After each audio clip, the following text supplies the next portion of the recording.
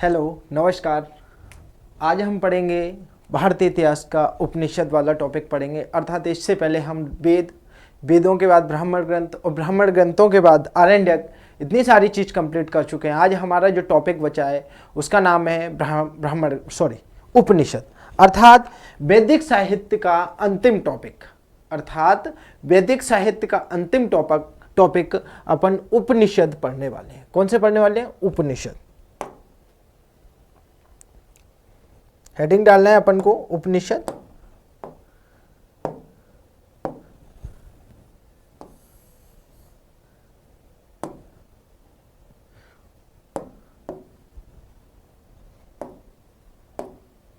Heading डाल लो उपनिषद। क्या डालना है? उपनिषद।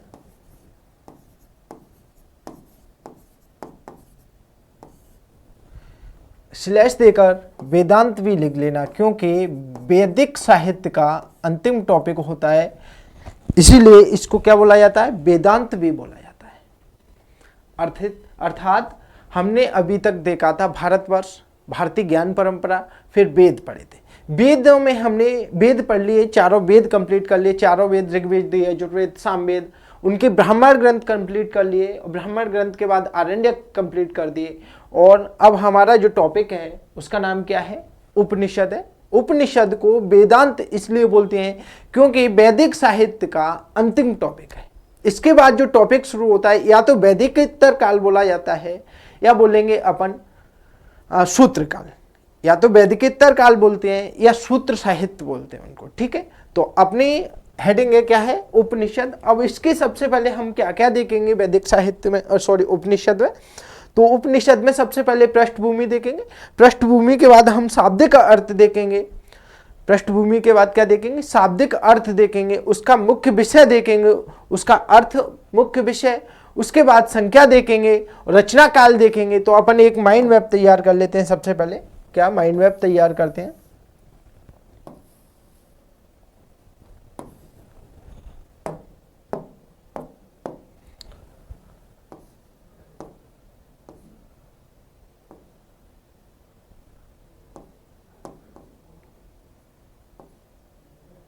ठीक है, माइंड मैप तैयार करते हैं। तो सबसे पहले हमें देखना है क्या? पृष्ठभूमि। इसके बाद देखेंगे हम इसका अर्थ देखेंगे।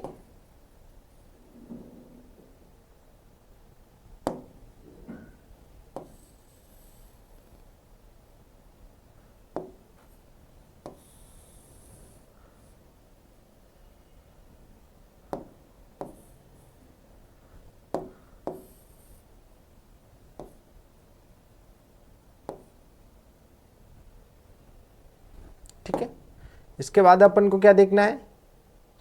इसका रचना काल देखना है। और रचना काल के बाद हमारे पास जो टॉपिक बचेगा उसको बोलेंगे संख्या।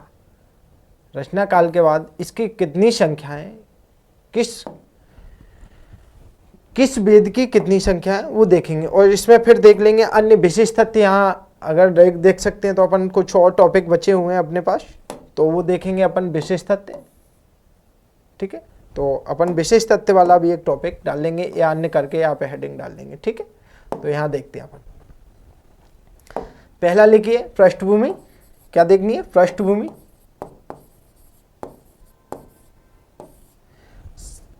सबसे पहले अपन ने क्या देखनी है? पृष्ठभूमि देखनी है। इसके बाद हमें देखना है इसका शाब्दिक अर्थ देखना है। क्या देखना है? शाब्दिक अर्थ। अर्थात उपनिषद का अर्थ क्या है। शाब्दिक अर्थ के बाद देखेंगे हम इनकी संख्या। शाब्दिक अर्थ के बाद क्या देखनी है? संख्या।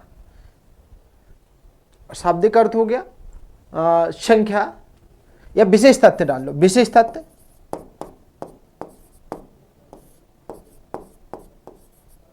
फिर संख्या देखना है।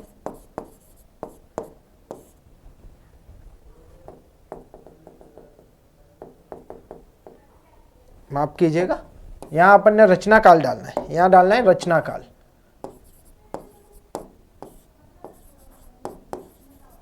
क्या डालना है? रचना काल। शाब्दिक अर्थ के बाद क्या देखना है? रचना काल, अर्थात उपनिषदों की रचना कब हुई है, कब से कब तक हुई है। इसके बाद हमें देखना है, इसके बाद देखना है संख्या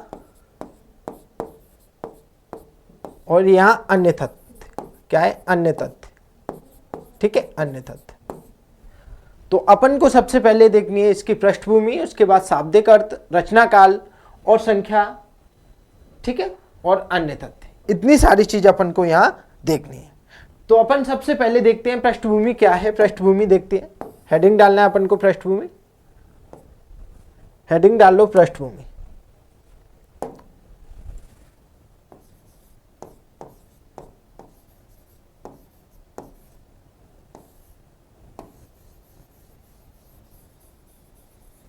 हेडिंग डाल लो पृष्ठभूमि। पृष्ठभूमि में सबसे पहले देखेंगे कि उपनिषद क्या है, उपनिषद को जानेंगे। अर्थात वैदिक साहित्य का अंतिम भाग क्या है? उपनिषद कहलाता है। वैदिक साहित्य का अंतिम भाग क्या कहलाता है? उपनिषद कहलाता है। उपनिषद का अगर अर्थ देखें, अंतिम भाग, इसीलिए इन्हें क्या कहा गया? अंतिम भाग है, मतलब वैदिक साहित्य का अंतिम भाग है, इसीलिए क्या कहा गया? वेदांत भी कहा गया है। उपनिषद का अर्थ होता है, उपनिषद कुछ शब्दों से मिलकर बनाता है, जैसे उप, धन, नि और धन, सद। तो उप का होता है अर्थ होता है समीप, उप का अर्थ क्या है? समीप है। और नि का निष्ठा पूर्वक होता है, और सद का मतलब होता है बैठना। अर्थात गुरु के समीप निष्ठा पूर्वक बैठकर रहस्यात्मक प्रश्नों का ज्ञान प्राप्त करना ही क्या है? उपनिषद है। गुरु के समीप निष्ठा पूर्वक बैठकर रहस्यात्मक प्रश्नों का ज्ञान प्राप्त करना क्या कहलाता है? उपनिषद कहलाता है।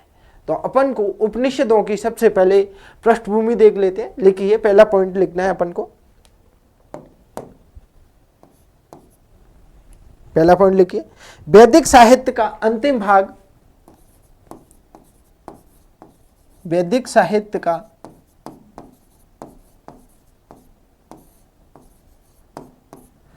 अंतिम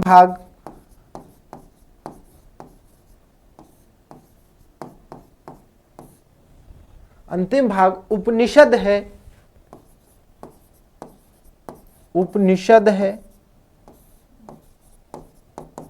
इसलिए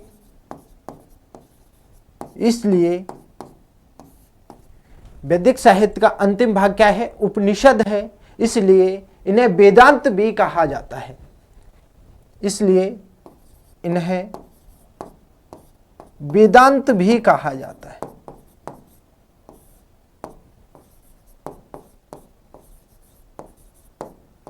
इसलिए इन्हें वेदांत भी कहा जाता है। समझे? वो क्या है? वैदिक साहित्य का अंतिम भाग उपनिषद है। अर्थात वैदिक साहित्य की बात करते हैं तो वैदिक साहित्य में क्या क्या आता है? वेद, ब्राह्मण, आरण्यक, उपनिषद। तो अंतिम भाग कौन सा है? उपनिषद है। इसलिए इन्हें क्या बोला गया? वेदांत भी कहा गया है। अगला पॉइंट लिखिए, इनमें रहस्यात्मक ज्ञान एवं सिद्धांत का, इनमें रहस्यात्मक ज्ञान एवं सिद्धांत की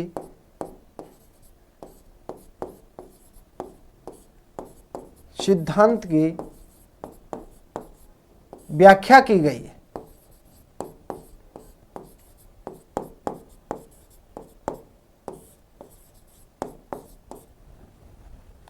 रहस्यात्मक ज्ञान एवं सिद्धांत की व्याख्या की गई है।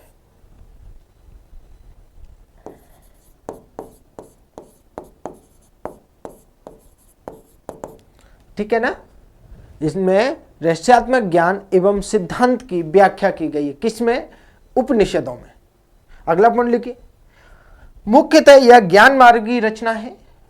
अगला पॉइंट लिखिए, उपनिषद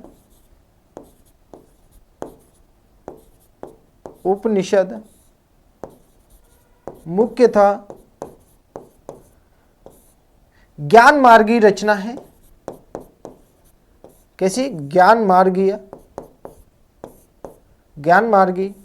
रचना है। उपनिषद क्या है? ज्ञान मार्गी रचना है। जो भारतीय दर्शन के चर्म है, जो भारतीय दर्शन का या भारतीय दर्शन का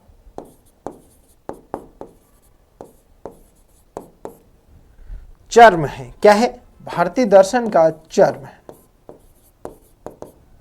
मुख्यतः यह ज्ञान मार्गी रचना है जो क्या है? भारतीय दर्शन का चर्म है। समझे क्या बोल रहा है? यह रहस्यात्मक ज्ञान एवं सिद्धांत की व्याख्या करता है, व्याख्या की गई है इनमें। ठीक है, उपनिषद मुख्यतः ज्ञान मार्गी रचना है जो भारतीय दर्शन का चर्म है। भारतीय दर्शन की शुरुआत तो आरण्यकों से हो जाती है, परंतु जो चरम उत्कर्ष पर पहुंचाता वो क्या है? उपनिषद है। तो यहां लिख लीजिए अगला पॉइंट, भारतीय दर्शन की शुरुआत, भारतीय दर्शन की शुरुआत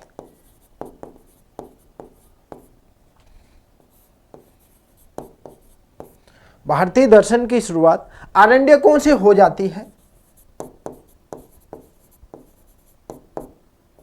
आरण्यकों से हो जाती है,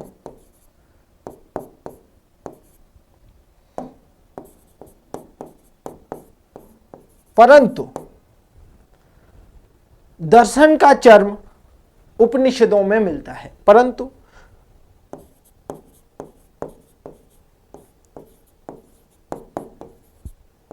दर्शन का चर्म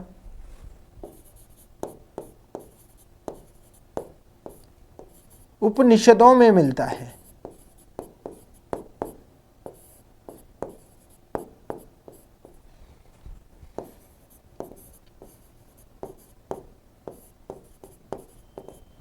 ठीक है, परंतु दर्शन का चर्म कहां मिलता है? उपनिषदों में मिलता है। दर्शन की शुरुआत कहां से हो जाती है? आरण्यकों से हो जाती है, परंतु दर्शन का चर्म कहां मिलता है? उपनिषदों में मिलता है। अगला पॉइंट लिखेंगे अपन,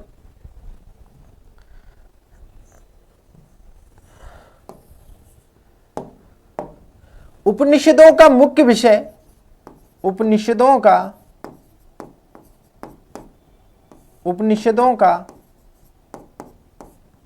मुख्य विषय, उपनिषदों का मुख्य विषय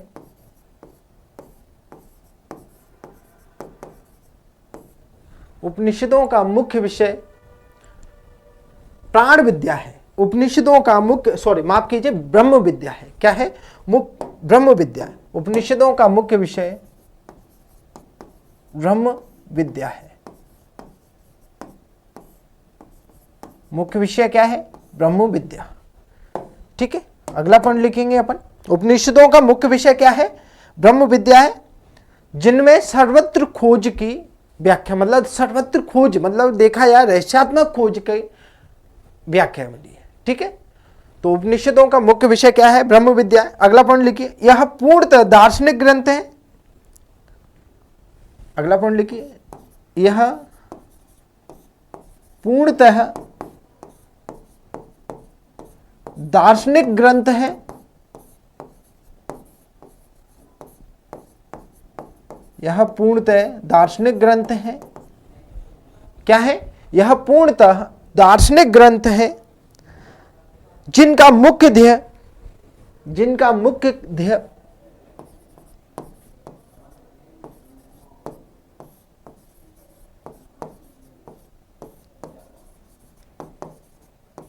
ज्ञान की खोज है। क्या है? ज्ञान की खोज, जिनका मुख्य ध्येय ज्ञान की खोज है। उपनिषदों का मुख्य ध्येय क्या है? ज्ञान की खोज। कैसे ग्रंथ है? यह पूर्णतः दार्शनिक ग्रंथ है। उपनिषद कैसे ग्रंथ है? पूर्णतः दार्शनिक ग्रंथ है। उपनिषदों का मुख्य विषय देखा जाए तो क्या है? ब्रह्म विद्या है। उपनिषदों का मुख्य विषय क्या है? ब्रह्म विद्या है। कैसे ग्रंथ है? पूर्णतः दार्शनिक ग्रंथ है। कैसे ग्रंथ है? दार्शनिक ग्रंथ है, जिनका मुख्य ध्येय ज्ञान की खोज है। किसकी खोज करना है? ज्ञान की खोज करना है। अगला पॉइंट लिखते हैं अपन, उपनिषद उपनिषद बहुदेववाद के स्थान पर, बहुदेववाद के स्थान पर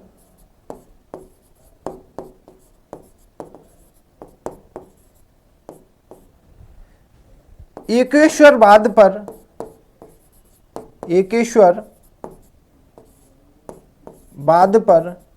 बल देते हैं।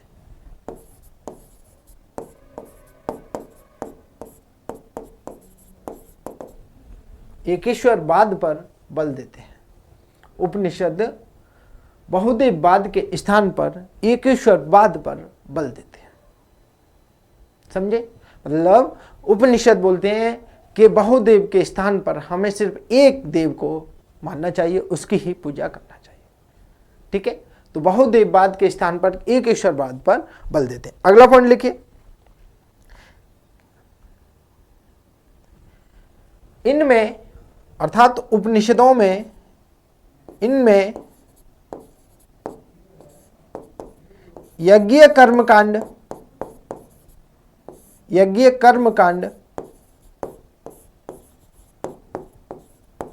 इनमें यज्ञ कर्मकांड एवं पशु बलि की निंदा की गई है, एवं पशु बलि की निंदा की गई है।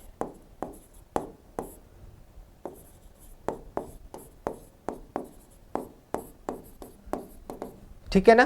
क्या बोल रहा है? इनमें यज्ञ कर्मकांड एवं पशु बलि की निंदा की गई है। किनमें?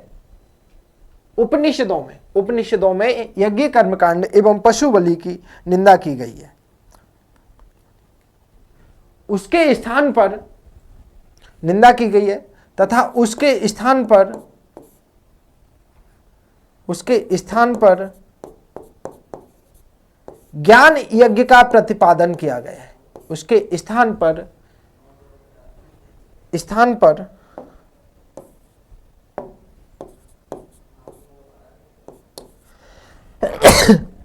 माफ कीजिए उनके स्थान पर ज्ञान यज्ञ का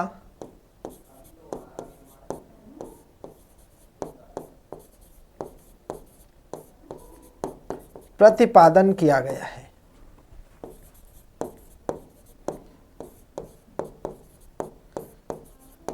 उसके स्थान पर ज्ञान यज्ञ का प्रतिपादन किया गया है। ठीक है ना? क्या बोल रहा है? बहुदेववाद के स्थान पर एकेश्वरवाद का बल दिया गया। इसमें यज्ञ कर्मकांड एवं पशु बलि की निंदा की गई, परंतु उसके स्थान पर, उनकी निंदा करके उसके स्थान पर ज्ञान यज्ञ का, किसका? ज्ञान यज्ञ का प्रतिपादन किया गया। समझे? ज्ञान यज्ञ का प्रतिपादन किया गया। अगला पॉइंट लिखिए, जीवन का अंतिम लक्ष्य या जीवन का सर्वोच्च लक्ष्य क्या है बताया गया है। जीवन का सर्वोच्च लक्ष्य आत्मा या ब्रह्म का साक्षात्कार करना बताया गया है। क्या करना बताया गया है? साक्षात्कार करना। जीवन का अंतिम या परम लक्ष्य ज्ञान, ब्रह्म या ज्ञान का साक्षात्कार करना बताया गया। तो लिखिए अगला पॉइंट, उपनिषदों में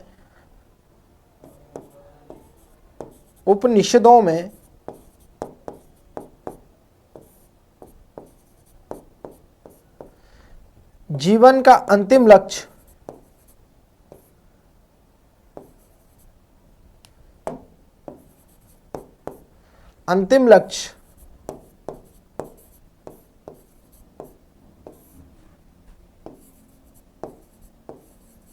उपनिषदों में जीवन का अंतिम लक्ष्य ज्ञान या ब्रह्म का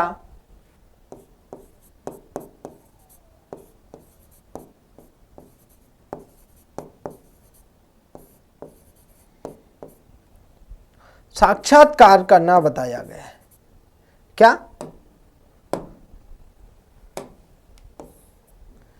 साक्षात्कार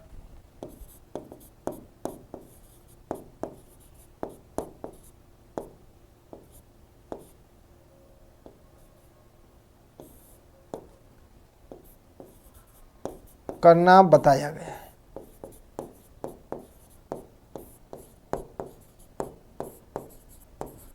जीवन का अंतिम लक्ष्य क्या बताया? ज्ञान या ब्रह्म का साक्षात्कार करना बताया। ठीक है, अब लिखते हैं अपन। अब देखते हैं अपना अगला टॉपिक अपना क्या था? शाब्दिक अर्थ। शाब्दिक अर्थ देखेंगे अब अपन। ठीक है, अगली हेडिंग डालना है शाब्दिक अर्थ। दिख रहा है ना? हाँ, शाब्दिक अर्थ।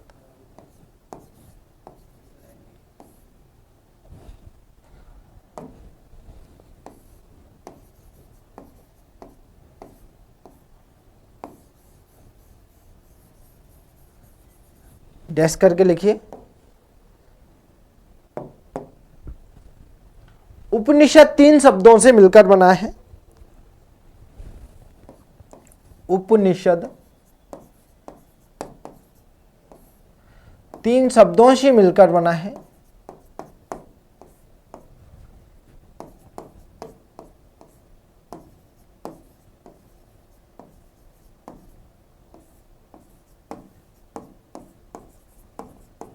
उपनिषद 3 शब्दों से मिलकर बना है।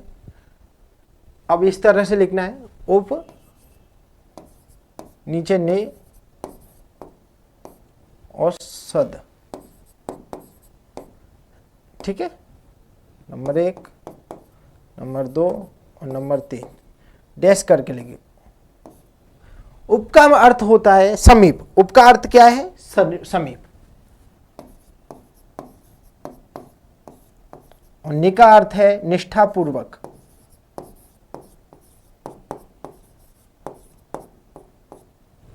नि का अर्थ क्या है? निष्ठापूर्वक। और सद का मतलब होता है बैठना। सद का मतलब क्या होता है? बैठना।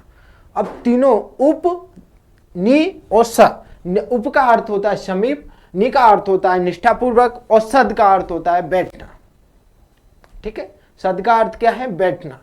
अर्थात तीनों का गुरु के समीप निष्ठापूर्वक बैठकर रहस्यात्मक प्रश्नों का ज्ञान प्राप्त करना ही, या रहस्यात्मक ज्ञान प्राप्त करना ही क्या है? उपनिषद है।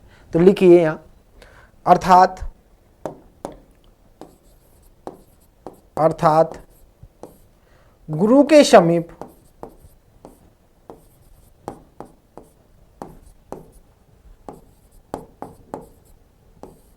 निष्ठापूर्वक बैठकर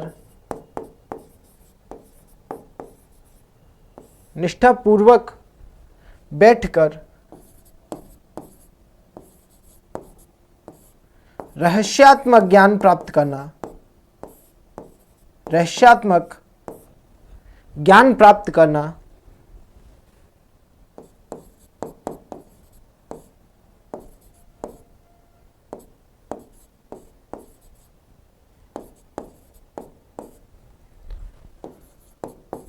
रहस्यात्मक ज्ञान प्राप्त करना ही क्या है? उपनिषद। उपनिषद है।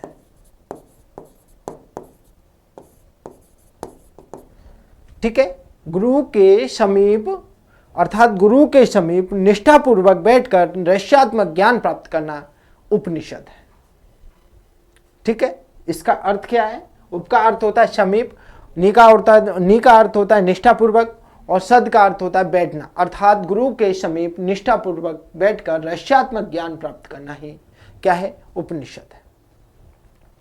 ठीक है, अब इनकी संख्या लिखेंगे। अर्थात कहां इनकी संख्या कितनी बताई गई है? हेडिंग डाल लो संख्या। रचनाकाल हेडिंग डाल लो। सबसे पहले क्या डालना है? रचनाकाल। हेडिंग डालना है रचनाकाल।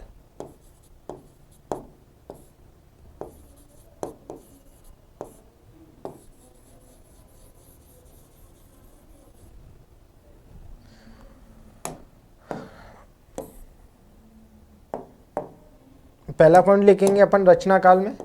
ठीक है, रचनाकाल उपनिषदों की रचना मध्यकाल तक हुई है। पहला पॉइंट है उपनिषदों की रचना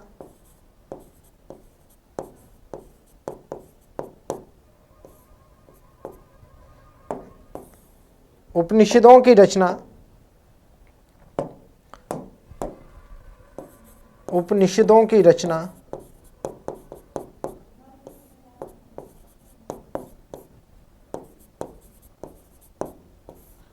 मध्यकाल तक हुई है, मध्यकाल तक हुई है। उपनिषदों की रचना मध्यकाल तक हुई है। कब तक हुई है? मध्यकाल तक। ठीक है, उपनिषदों की रचना कब तक हुई है? मध्यकाल तक हुई है। अगला पॉइंट लिखना है इसमें, क्षेत्र गंगा घाटी। क्षेत्र अगर कहां हुई तो गंगा घाटी में हुई है। कहां पर हुई है? गंगा घाटी में। ठीक है, गंगा घाटी में।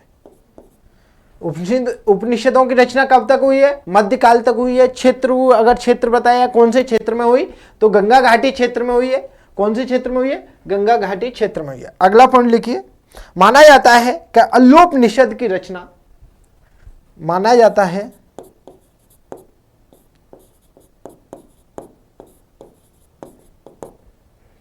अल्लोपनिषद की रचना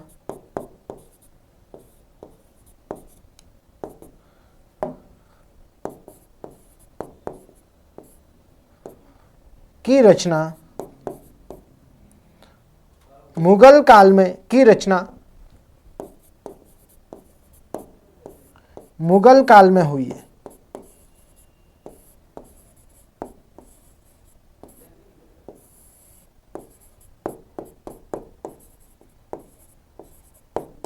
कब हुई? मुगल काल में हुई है। माना जाता है कि अल्लोपनिषद की रचना कब हुई है? मुगल काल में हुई है, अर्थात मध्यकाल के अंतिम समय। ठीक है, मुगल काल। ठीक है, अगला पॉइंट लिखिए,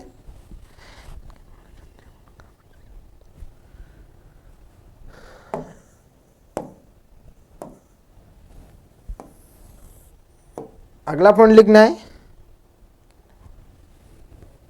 उपनिषदों के निर्माण में लिखो, इनके निर्माण में क्षत्रिय वर्ग या क्षत्रिय वर्ण का विशेष योगदान रहा है। विशेष योगदान रहा है। क्षत्रिय वर्ण का विशेष योगदान रहा है। क्या है? इनके निर्माण में क्षत्रिय वर्ण का विशेष योगदान रहा है। अब देखो, अभी तक तो हमने देख लिया इनका मतलब रचना काल देख लिया। अब देखते हैं कि सबसे बड़ा उपनिषद कौन सा है, सबसे छोटा उपनिषद कौन सा है, सबसे प्राचीन उपनिषद कौन सा है और सबसे नया उपनिषद कौन सा है। तो देखते हैं,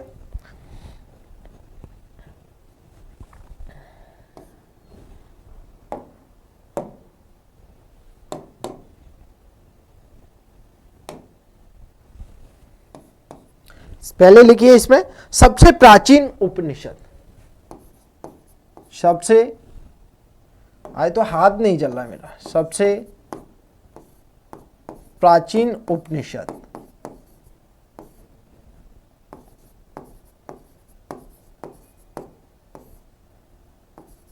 कौन सा है? छांदोग्य उपनिषद। कौन सा है? छांदोग्य उपनिषद।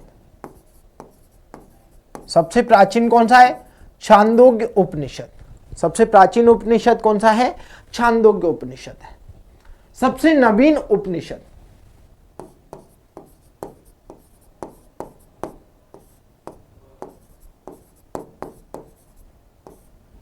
सबसे नवीन उपनिषद मैत्रायणी उपनिषद। कौन सा है? मैत्रायणी उपनिषद। ठीक है, अगला पॉइंट लिखेंगे अपन, सबसे बड़ा उपनिषद। सबसे बड़ा उपनिषद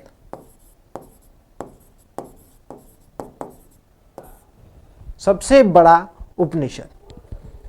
ठीक है, सबसे बड़ा बृहदारण्यक उपनिषद। कौन सा? बृहदारण्यक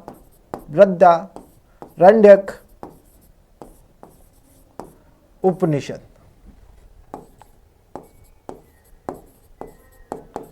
सबसे छोटा उपनिषद, सबसे छोटा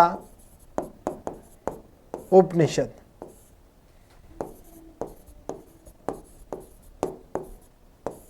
सबसे बड़ा कौन सा है? बृहदारण्यक है। सबसे छोटा उपनिषद मांडूक उपनिषद। कौन सा है?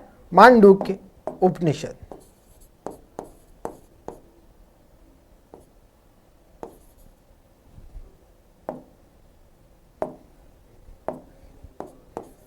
मांडूक्य उपनिषद।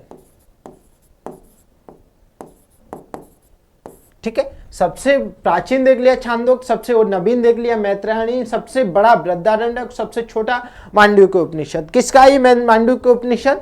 अथर्ववेद का। छांदोग्य उपनिषद किसका था? सामवेद का। ठीक है, किसका था? सामवेद का। बृहदारण्य देखा था हमने। अरे कुछ तो याद कर लिया करो बबुआ, ऐसा थोड़ी काम चलेगा। ठीक है ना, सबसे बड़ा देख लिया, सबसे छोटा देख लिया। अब हमारे पास हेडिंग बची है हमारी हेडिंग, उसका नाम है संख्या। हेडिंग है संख्या।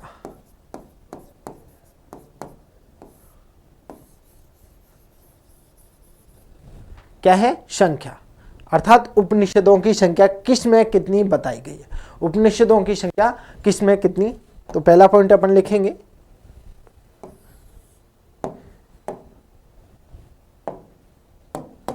पहला पॉइंट लिखिए डैश करके। पहला पॉइंट लिखना है अपन ने संख्या में। मुक्त कोपनिषद में इनकी संख्या, मुक्त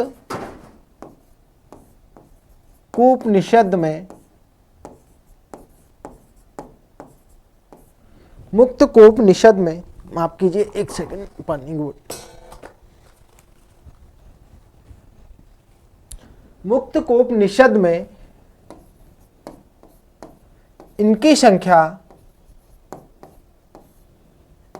108 बताई गई है। संख्या कितनी बताई गई है? 108। इनकी संख्या 108 बताई गई है।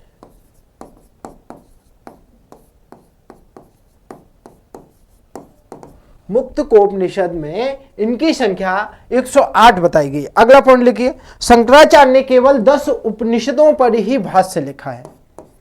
शंकराचार्य जी ने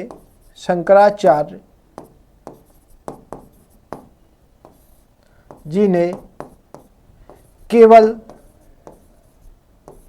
10 उपनिषदों पर ही भाष्य लिखा है।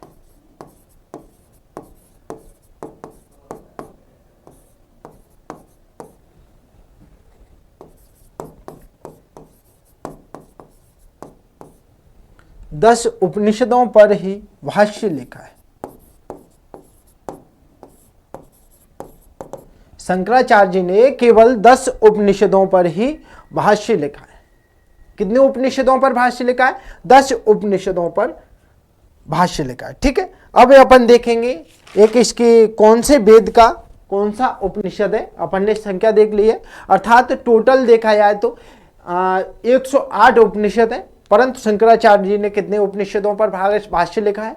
10 उपनिषदों पर। तो अपन इसकी एक सारणी बनाएंगे, अर्थात तालिका बना लेंगे, जिससे आपको पिछली बार जैसे हमने बनाई थी तो आपको पता चल जाए। ठीक है,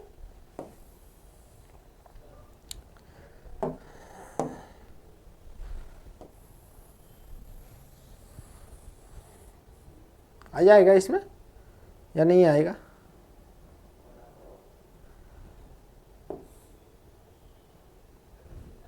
हो रहा है ना विजुअल? ठीक है, चलो।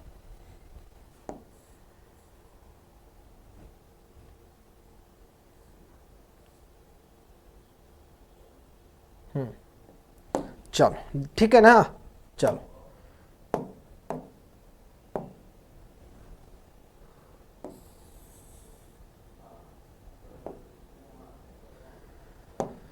यहां पर वेदों के नाम लिखेंगे, एक तरफ वेदों के नाम और एक तरफ उपनिषदों के नाम, जैसे हमने पिछली तालिका बनाई थी उसी तरह हम लिखेंगे। ठीक है, तो नंबर 1 लिखना है अपन को ऋग्वेद।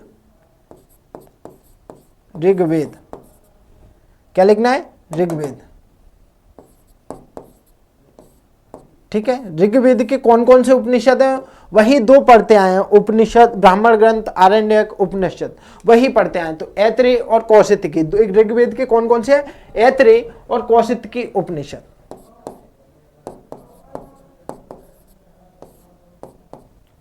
और ऐत्रेय और कौशिकी, माफ कीजिए,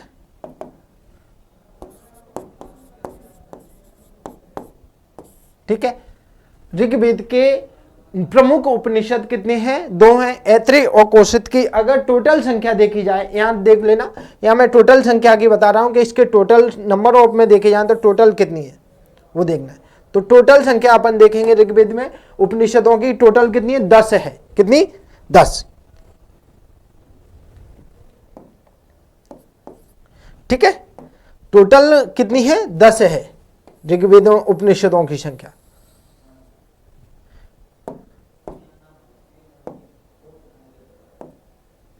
ठीक है। चलो अब देखेंगे यजुर्वेद।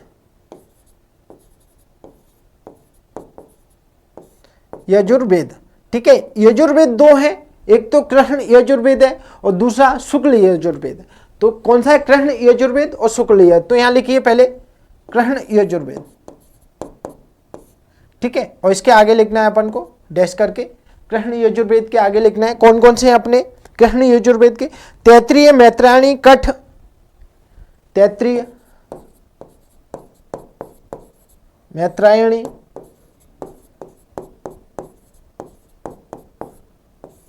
कठ, माफ कीजिए, तैत्रीय, मैत्रायणी, कठ, और कौन सा है, श्वेतासुर, श्वेतासुर आदि। अगर इनके कृष्ण यजुर्वेद के टोटल उपनिषदों की संख्या देखें तो कृष्ण की देखेंगे 19, माफ कीजिए 32, कृष्ण यजुर्वेद की कितनी है, 32, ठीक है, कितनी है, 32। अगला है शुक्ल यजुर्वेद, कौन सी, शुक्ल यजुर्वेद। तो इसके कौन कौन से देखो, कृष्ण के कौन से, तैत्रीय, मैत्रायणी, कठ, श्वेतासुर आदि, श्वेतासुर आदि। अब देखेंगे शुक्ल यजुर्वेद के, शुक्ल यजुर्वेद के कौन कौन से उपनिषद हैं, तो बृहदारण्यक और ईशोपनिषद, बृहदारण्यक और ईशोपनिषद, ईश, ठीक है। इनकी संख्या अगर देखें तो टोटल कितनी है, 19। इसकी संख्या तो देखें तो टोटल कितनी है, 19 है,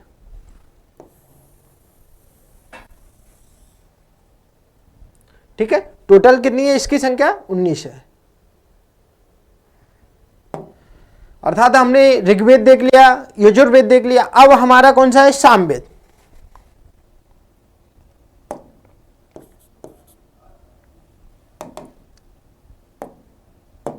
हेडिंग डालो सामवेद।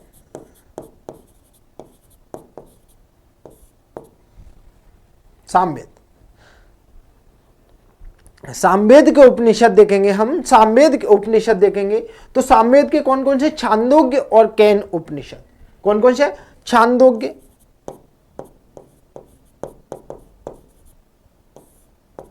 और कैन उपनिषद, कितने हैं, छांदो, प्रमुख उपनिषद देख रहे हैं हम, यहां जो लिख रहे हैं छांदोग्य और कैन उपनिषद। अगर इसकी हम टोटल संख्या देखें कि सामवेद में टोटल उपनिषदों की संख्या तो 16 है। सामवेद में टोटल उपनिषदों की संख्या कितनी थी, 16, ठीक है।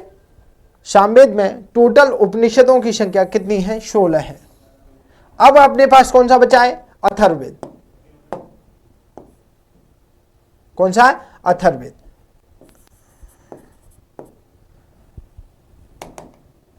अथर्ववेद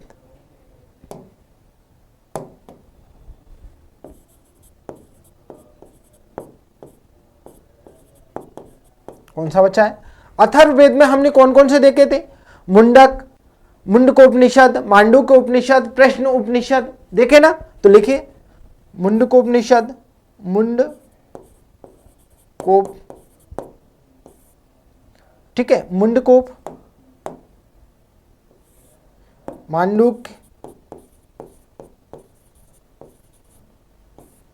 ठीक है, प्रश्न, मुंडकोप, मांडूक्य और प्रश्न। कौन कौन से देखे? मुंडकोपनिषद, मांडूक्योपनिषद, प्रश्नोपनिषद। और टोटल नंबर ऑफ देखे जाए, टोटल संख्या इनकी देखी जाए तो कितनी है? 31 है। कितनी है? 31 है। अब देखते हैं कि कुल उपनिषद कितने हो गए। कुल उपनिषदों की संख्या कितनी हो गई है, यहां देखते हैं। यहां लिखिए आप कुल संख्या, यही लिख लो कुल संख्या।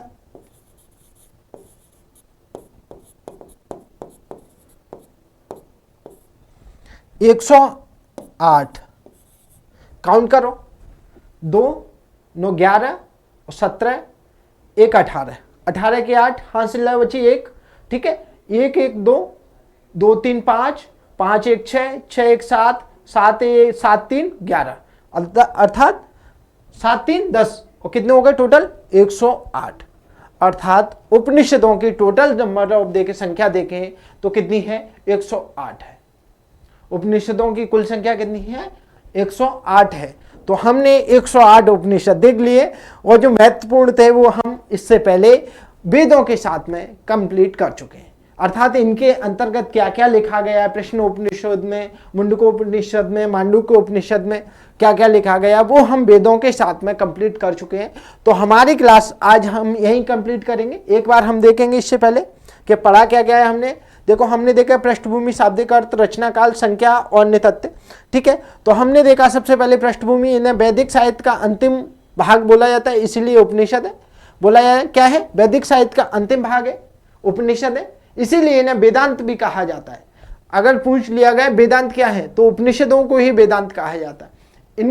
इनमें रहस्यात्मक ज्ञान एवं सिद्धांत की व्याख्या की गई, ठीक है। रहस्यात्मक ज्ञान एवं सिद्धांत की व्याख्या की गई। उपनिषद मुख्यतः ज्ञान मार्गी रचना है जो भारतीय दर्शन का चर्म है। और अगर देखा जाए तो ब्राह्मण ग्रंथ कौन से मार्गी है? कर्म मार्गी है। ब्राह्मण ग्रंथ कौन से मार्गी है? कर्म मार्गी है। और ये कैसे हैं? ज्ञान मार्गी है। अर्थात भारतीय दर्शन की जो शुरुआत होती है वो कहां से हो जाती है? आरण्य कौन से हो जाती है, परंतु इनका चर्म क्या है? उपनिषद है, ठीक है। इसके बाद हमने देखा था उपनिषदों का मुख्य विषय ब्रह्म विद्या है। यह पूर्णतः दर्शन ग्रंथ है, दार्शनिक ग्रंथ है। कैसे? दार्शनिक ग्रंथ जिनका मुख्य ध्येय ज्ञान की खोज है। इनका मुख्य ध्येय क्या है? ज्ञान की खोज है। उपनिषद बहुदेववाद के स्थान पर एकेश्वरवाद पर जोर देते हैं। उपनिषद बहुदेववाद के स्थान पर एकेश्वरवाद की जोर देते हैं, ठीक है। इनमें यज्ञ कर्मकांड एवं पशु बलि की निंदा की गई है। उसके स्थान पर ज्ञान यज्ञ का प्रतिपादन किया गया है। क्या है? उसके स्थान पर ज्ञान यज्ञ का प्रतिपादन किया गया है। उपनिषदों में जीवन का अंतिम लक्ष्य ज्ञान या ब्रह्म का साक्षात्कार करना बताया गया है, ठीक है। ज्ञान या ब्रह्म का साक्षात्कार। शाब्दिक अर्थ उपनिषद 3 शब्दों से मिलकर बना। उप का अर्थ होता है समीप, निका होता है निष्ठापूर्वक और सद का होता है बैठना। अर्थात गुरु के समीप निष्ठापूर्वक बैठकर रहस्यात्मक ज्ञान प्राप्त करना ही क्या है? उपनिषद है। रचना काल की बात करें तो उपनिषदों की रचना मध्यकाल तक हुई है। प्राचीन काल जब से शुरू हुई कब तक चली है? मध्यकाल तक चली है। क्षेत्र देखा जाए तो कहां? गंगा घाटी में। माना जाता है कि अलोपनिषद एक उपनिषद अलोपनिषद के नाम से उसकी रचना मुगल काल अर्थात अकबर के काल में हुई है। मुगल काल अर्थात अकबर के काल में हुई, ठीक है। अगला पॉइंट देखें, इनके निर्माण में क्षत्रिय वर्ण के विशेष योगदान रहा है। मतलब उपनिषदों के निर्माण में क्षत्रिय वर्ण का विशेष योगदान। सबसे बड़ा उपनिषद देखें तो छांदोग्य, सबसे प्राचीन देखें तो कौन सा है? छांदोग्य है। सबसे नवीन देखें तो मैत्रायणी है। और सबसे बड़ा देखें तो कौन सा है? बृहदारण्यक। और सबसे छोटा देखा जाए तो मांडूक्य। इसके बाद देखा था उनकी संख्या मुक्त कोपनिषद में इनकी संख्या कितनी बताई गई? 108 बताई गई। शंकराचार्य जी ने केवल 10 उपनिषदों पर ही भाष्य लिखा है और मुझे लगता है कि ये 10 ही होंगे। 1 2 3 4 5 6 7 8 9 10 11, ये तो ज्यादा है। परंतु शंकराचार्य जी ने कितने उपनिषदों पर भाष्य लिखा है? 10 उपनिषदों पर, याद रखना है, ठीक है। देखा जाता है कौन कौन से उपनिषद, कौन से किस वेद का कौन सा उपनिषद है, तो ऋग्वेद का ऐत्रेय और कौशिक है। यजुर्वेद की देखते हैं तो दो शाखाएं, कृष्ण और यजुर्वेद, कृष्ण और शुक्ल यजुर्वेद, ठीक है। कृष्ण यजुर्वेद का तैत्रीय, मैत्रायणी, कठ, श्वेतासुर आदि हैं, ठीक है। शुक्ल के देखे जाते हैं तो कौन से, बृहदारण्यक और ईश उपनिषद है। सोमवेद के देख लो, सामवेद के कितने हैं, छांदोग्य और कैन उपनिषद है। अथर्ववेद के देख लो तो मुंडको, मांडुक, प्रश्न, इनकी कुल संख्या देखते हैं तो ऋग्वेद में कुल 10, ऋग्वेद के कुल कितने हैं, 10 उपनिषद है। यजुर्वेद के देखते हैं तो कृष्ण यजुर्वेद के 32 है, शुक्ल यजुर्वेद के 19 है। सामवेद के देख लो 16 है। माफ कीजिए, मैंने पिछली क्लास में अथर्ववेद के 16 उपनिषद बता दिए, टोटल कितने, 16 बताएं, तो आप उसे करेक्शन कर लेना, उसे सही कर लेना। अथर्ववेद के कुल उपनिषदों की संख्या 31 है। तो वो मैंने पिछली जब अथर्ववेद पढ़ाया था उस समय मैंने कितनी बता दी, 16 बताई थी, उसे याद करके सही कर लेना, ठीक है। उसकी संख्या कितनी है, 31 है, और टोटल उपनिषदों की संख्या कितनी होगी, 108 होगी। तो मिलते हैं अपन अगली क्लास में। अगला हमारा रहेगा वेदांग, अर्थात वेदों को भली भांति समझने के लिए 6 वेदांगों की रचना की गई है, उन्हें हम आगे कंप्लीट करेंगे। मिलते हैं अगली क्लास में। जय हिंद, जय भारत।